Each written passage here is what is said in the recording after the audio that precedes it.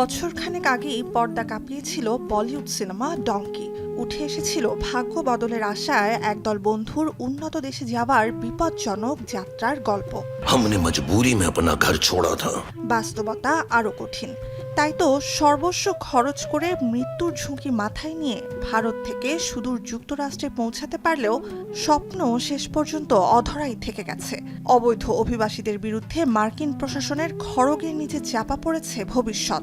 অসাধু ব্যবসায়ীদের খপ্পরে পড়ে সর্বস্ব বিকিয়ে বনে জঙ্গলে হেঁটে সাঁতরে বিপদসংকুল দীর্ঘ যাত্রার পর যারা পৌঁছেছিলেন, ফিরতে হচ্ছে তাদেরও।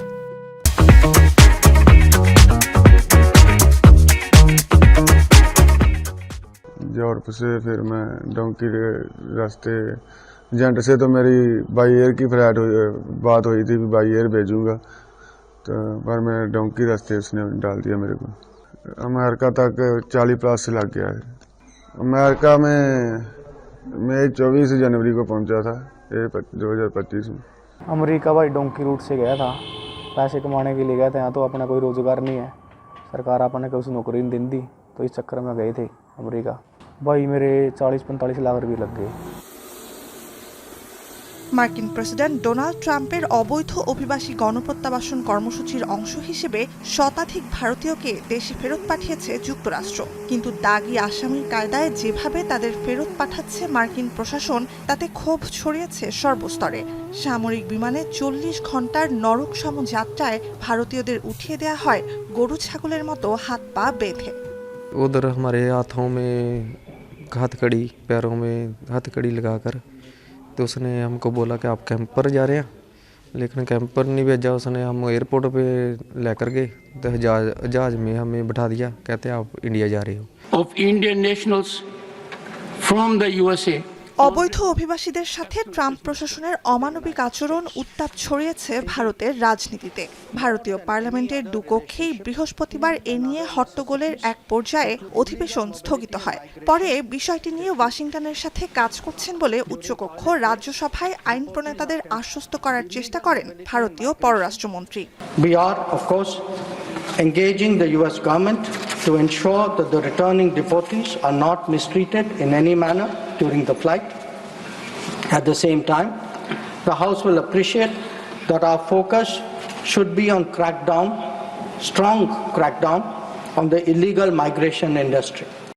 ভারতের প্রধানমন্ত্রী নরেন্দ্র মোদীর সম্ভাব্য যুক্তরাষ্ট্র সফর ও মার্কিন প্রেসিডেন্টের সাথে বৈঠকের সপ্তাহখানেক আগেই এমন ঘটনায় ক্ষুব্ধ নেতারা। পার্লামেন্টের বাইরে বিক্ষোভে যোগ দেন প্রধান বিরোধী দলীয় নেতা রাহুল গান্ধী সহ অনেকে।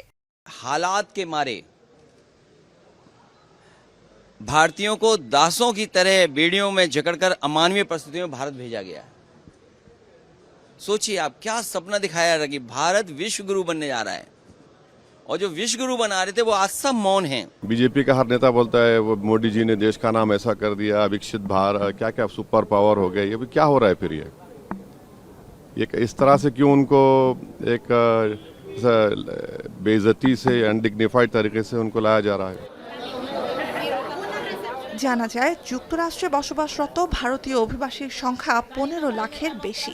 দেশটিতে অবৈধ অভিবাসীদের মধ্যে ভারতীয়দের সংখ্যা প্রায় 7.25 লাখ, অর্থাৎ প্রতিবেশী মেক্সিকো আর এল সালভাদরের পর মার্কিন ভূখণ্ডে অনুমতি ছাড়া অভিবাসী হিসেবে বসবাসরত তৃতীয় বৃহৎ জনগোষ্ঠীটি ভারতের। 2023 সালের অক্টোবর থেকে গেল সেপ্টেম্বর পর্যন্ত এক বছরে 1100-র বেশি অবৈধ অভিবাসীকে ভারতে ফেরত পাঠায় যুক্তরাষ্ট্র। এরপর দেশটির ইতিহাসে সবচেয়ে বড় অবৈধ অভিবাসী প্রত্যাবাসন কর্মসূচির অংশ হিসেবে ট্রাম্প প্রশাসনের প্রাথমিক তালিকাভুক্ত নথিবিহীন প্রায় 18,000 ভারতীয় অভিবাসী। নুজহাত কামাল, এখন বিশ্ব।